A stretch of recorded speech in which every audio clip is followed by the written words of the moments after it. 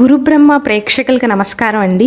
ఈ వీడియోలో 2024 సంవత్సరం జూన్ మాసంలో మిథున రాశిలో జన్మించిన వారి ఫలితాలు ఎలా ఉన్నాయి, గోచారం అనేది ఎలా ఉంది, ఏ తేదీలో అనుకూలం, ఏ తేదీలలో జాగ్రత్తలు తీసుకోవాలి, ఎలాంటి జాగ్రత్తలు తీసుకోవాలో క్లియర్గా వివరిస్తానండి.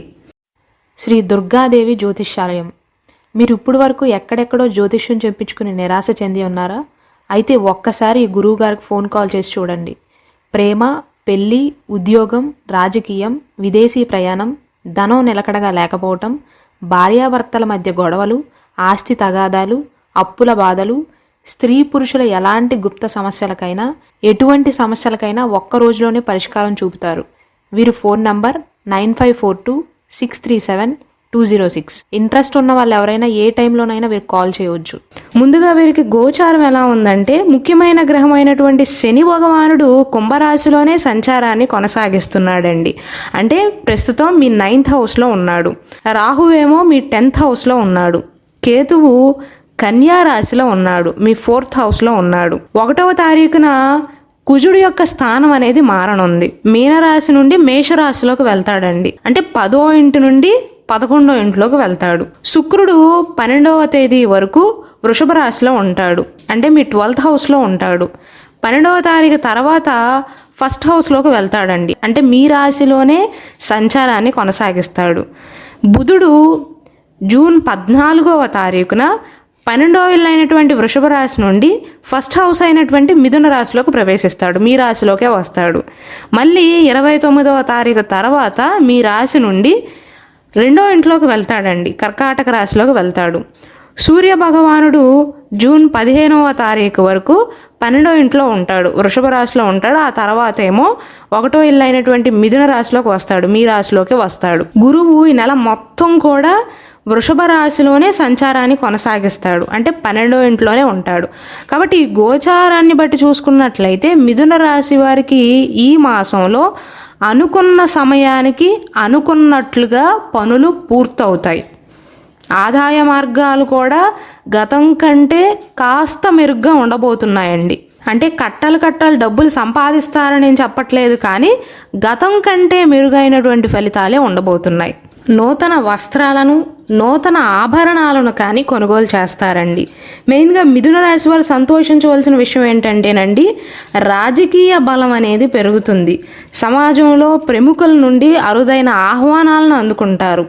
బంధుమిత్రులతో దూర ప్రాంత ప్రయాణాలు చేసే సూచనలు కూడా కనబడుతున్నాయండి. కాకపోతే మిథున రాశి వారు ఈ మాసంలో ఎండలో పడి ఎక్కువ దూరం ప్రయాణించకపోవటమే మంచిది. చిన్ననాటి మిత్రులను కలుస్తారు. నూతన వ్యాపారాలు ప్రారంభించే వారికి కూడా మంచి లాభాలు ఉండబోతున్నాయి ఈ మాసంలో. ఉద్యోగస్తులకు అధికారుల యొక్క సహాయ సహకారాలు అనేవి పెరుగుతాయండి. నిరుద్యోగుల విషయానికి వస్తే, అంటే ఉద్యోగం కోసం ప్రయత్నిస్తున్న వారు కానీ, నూతన ఉద్యోగం కోసం కానీ, లేదా ఆల్రెడీ ఉద్యోగం చేస్తూ మెరుగైన ఉద్యోగ ప్రయత్నాలు చేస్తున్న వారికి ఈ మాసంలో మంచి అవకాశాలు లభిస్తాయి. నూతన గృహ నిర్మాణానికి కూడా బంధుమిత్రుల నుండి, కుటుంబ సభ్యుల నుండి సహాయ సహకారాలు అనేవి అందుతాయండి. అయితే మిథున రాశి వారు పిల్లల విషయంలో జాగ్రత్తలు తీసుకోవాలండి. అంటే మీ సంతానం చదువుకుంటున్నారు కదా, వారు బాగానే ఉంటున్నారు కదా అని అలా వదిలేయటం మంచిది కాదండి. ఎందుకంటే ఫ్యూచర్లో చూసుకున్నట్లయితే వచ్చే 2 మాసాలలో మీ సంతానం యొక్క బిహేవియర్ అనేది మీకు కాస్త వింతగా అనిపిస్తుంది. కాబట్టి ఇప్పటి నుండే వారు ఎవరితో మాట్లాడుతున్నారు, చెడు సావాసాలు ఏమైనా పడుతున్నారా అని దృష్టి సారించడం మంచిది. మొత్తం మీద అయితే మిథున రాశి వారికి ఈ మాసం అనేది అనుకూలమైనటువంటి కాలమేనండి. చక్కటి ఫలితాలు అనేవి ఉండబోతున్నాయి. ఆర్థికంగా కూడా మానసిక ప్రశాంతతను పొందగలుగుతారు. ఎందువలన అంటే ఆదాయం మరీ ఎక్కువగా ఉండకపోయినా, సాధారణంగా ఉన్నప్పటికీ కూడా మీరు తలపెట్టిన పనులు అనేవి నిర్విఘ్నంగా పూర్తవుతాయి, విజయవంతంగా పూర్తవుతాయి. ఆశించిన ధనభాగ్యం అనేది చేతికి అందుతుందండి. ద్వితీయ, తృతీయ వారాలలో విద్యార్థులు విజయాన్ని సాధిస్తారు. ఎవరైతే మిథున రాశిలో జన్మించి కాంపిటేటివ్ ఎగ్జామ్స్కి ప్రిపేర్ అవుతున్నారో, గవర్నమెంట్ ఎగ్జామ్స్కి కానీ, ప్రైవేట్ ఎగ్జామ్స్కి కానీ, ఎంట్రన్స్ ఎగ్జామ్స్కి కానీ, సాఫ్ట్వేర్ ఎగ్జామ్స్కి కానీ, ఇంటర్వ్యూలకి కానీ, ఇలాంటి వాటికి ఎవరైతే ప్రిపేర్ అవుతున్నారో వారు విజయం సాధించే అవకాశాలు అయితే మెండుగా కనిపిస్తున్నాయి. కోరుకున్న పనులన్నీ కూడా నిర్విఘ్నంగా పూర్తవుతాయి. ఒక 10 పనులు చేస్తే అందులో 8 పనులు ఎటువంటి చిన్న ఆటంకం లేకుండా పూర్తయ్యే అవకాశాలు ఉన్నాయి. కాబట్టే మిథున రాశి వారు వ్యాపారాన్ని ప్రారంభించాలి అనుకున్నా, లేకపోతే ఇంటర్వ్యూలకి హాజరవ్వాలి అనుకుంటున్నా, లేకపోతే ఏదైనా ఉద్యోగానికి కానీ దేనికైనా జాబ్ అప్లికేషన్ పెడదాం అనుకుంటున్నా సరే ఈ మాసమే కాస్త బెటర్గా ఉంటుందండి మీకు. ఉద్యోగస్తుల విషయానికి వస్తే మీరు ఉద్యోగం చేస్తున్నా వ్యాపారం చేస్తున్నా సరే నూతన బాధ్యతలు అనేవి పెరగటం వల్ల మీకు గౌరవం కూడా పెరుగుతుందండి, హోదా అనేది పెరుగుతుంది. వివాహానికి సంబంధించిన ప్రయత్నాలకు, సంతానానికి సంబంధించిన ప్రయత్నాలకు, వారసత్వ విషయాలలో, కోర్టు తగాదాలకు సంబంధించిన ప్రయత్నాలకు ఈ మాసం అనేది బెటర్గా ఉంటుందండి. అంటే మీరు ఆనందించే ఫలితాలే ఉంటాయి. అయితే మిథున రాశి వారికి టెన్షన్స్ అన్నీ తీరే కాలం ఇదైతే ఇదే నెలలో సొంత బంధువర్గంతో విరోధాలు జరిగే అవకాశాలు అనేవి సూచిస్తున్నాయి. కాబట్టి మీ బంధువర్గం విషయంలో అంటే మీ వారే, మీ రక్త సంబంధీకులే మిమ్మల్ని చికాకు పెట్టే అవకాశాలు, మాటలతో పొడిచే అవకాశాలు ఉన్నాయండి.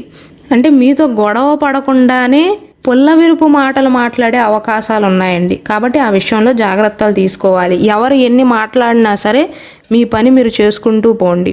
లావాదేవీల విషయంలో కూడా జాగ్రత్తలు తీసుకోవాలి, లేకపోతే ఆర్థిక ఇబ్బందులు అయితే తప్పవండి. ఆర్థికపరమైన విషయాలలో జూన్ మాసం అనేది అనుకూలంగా ఉన్నప్పటికీ కూడా డబ్బును నిల్వ చేసే విషయంలో, డబ్బుని పెట్టుబడి పెట్టే విషయంలోనూ జాగ్రత్తలు తీసుకోకపోతే నష్టమే సూచిస్తుంది. ఇక జీవిత భాగస్వామి విషయానికి వస్తే ఈ మాసంలో మీ జీవిత భాగస్వామికి, మీ భార్యకు కావచ్చు, భర్తకు కావచ్చు ఆరోగ్య సమస్యలు అనేవి కొద్దిగా సూచిస్తున్నాయి. కాబట్టి జాగ్రత్తలు తీసుకోవాలి వారి ఆరోగ్యం పట్ల. స్నేహితుల యొక్క సహాయ సహకారాలు లభిస్తాయి, కానీ సొంత బంధువులే కాకుల్లాగా పొడుస్తారు. జూన్ మాసంలోని ద్వితీయార్థంలో బుధుని యొక్క గోచారం కారణంగా కొన్ని సమస్యల నుండి బయటపడే అవకాశాలు అయితే సూచిస్తున్నాయి. విద్యార్థులకు అనుకూలమేనండి. మిథున రాశిలో జన్మించిన విద్యార్థులకు అనుకూలమే, కానీ మిథున రాశిలో జన్మించిన తల్లిదండ్రులు ఎవరైతే ఉన్నారో, అంటే ఒకవేళ మీ పిల్లలు కనుక చదువుకుంటున్నట్లయితే వారు చదువు పైన కంటే కూడా వినోదం పైన ఎక్కువగా సమయం గడిపే అవకాశాలు ఉన్నాయి. కాబట్టి వారి విషయంలో జాగ్రత్తలు తీసుకోండి. వ్యాపారస్తుల విషయానికి వస్తే మీరు ఆశించిన ఫలితాలను పొందటానికి వ్యాపారవేత్తలు ఎవరైతే ఉన్నారో వారు కొద్దిగా శ్రమ పడవలసి ఉంటుంది. కానీ కుజుని యొక్క గోచారం అనుకూలంగానే ఉంది కాబట్టి కొన్ని ఇబ్బందులు, కొన్ని చిక్కులు, ఎక్కువగా కష్టపడవలసి వచ్చినప్పటికీ కూడా వ్యాపార పరంగా ఎన్ని సమస్యలు ఉన్నా సరే మిత్రుల ద్వారా కానీ, కుటుంబ సభ్యుల ద్వారా కానీ సహాయ సహకారాలను అందుకోవటం వల్ల వ్యాపారం అనేది ఎటువంటి ప్రాబ్లమ్స్ లేకుండా సజావుగా సాగుతుందండి. ఎందుకంటే కుజుడి యొక్క గోచారం అనేది బాగానే ఉంది. మొత్తం మీద చూసుకున్నట్లయితే మిథున రాశి వారికి 70% అనుకూలం, మిగిలినది కొంచెం ప్రతికూలంగా ఉందండి. ప్రతికూల విషయాలు ఏవంటే మీ సొంత బంధువర్గీయులే మిమ్మల్ని మాటలతో ఇబ్బంది పెడతారు, అది ఒక విషయం. అయితే రెండవది సంతాన విషయంలో జాగ్రత్తలు తీసుకోవాలండి. అంటే మీ సంతానం యొక్క బిహేవియర్లో కొన్ని చేంజెస్ అనేవి మీకు కనిపించే అవకాశాలు ఉన్నాయి. ఇప్పుడు కాదు, భవిష్యత్తులో. కాబట్టి ఇప్పటి నుండే జాగ్రత్తలు తీసుకోవాల్సిన అవసరం ఎంతైనా ఉంది. అలాగే మిథున రాశిలో జన్మించి ఎవరైతే పెళ్లి ప్రయత్నాలు చేస్తున్నారో వారికి యావరేజ్ కాలం అండి, ఎక్కువగా అయితే అనుకూలతలు సూచించట్లేదు.